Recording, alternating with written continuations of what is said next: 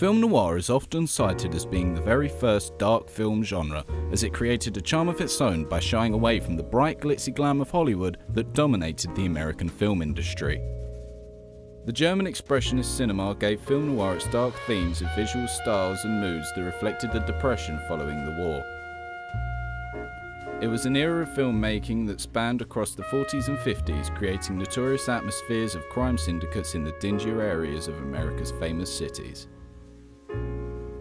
The films were very simplistic and mostly followed a similar pattern of having a strong male lead with a tendency to be the perfect man in every way, except for one flaw that remains popular for protagonists even today: he was always an alcoholic.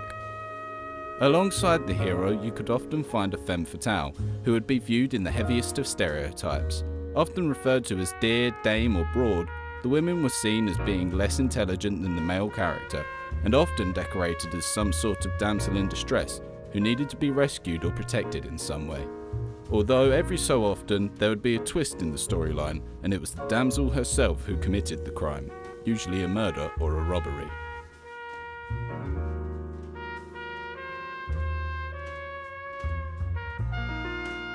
The most common theme for film noir stories is that some crimes have occurred, and our hero, a private investigator or detective of some form, has to fight against the odds to solve his case.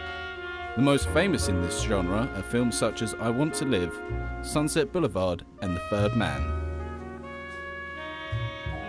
So now our hero has not only got to deal with his liver cirrhosis causing alcoholism, coming up with wisecracks that relate crime to some sort of diner-based food analogy, and being as loud about his sexist views as possible, but he also has to deal with the more than slight risk of being stabbed in the back by the very person he's trying to save.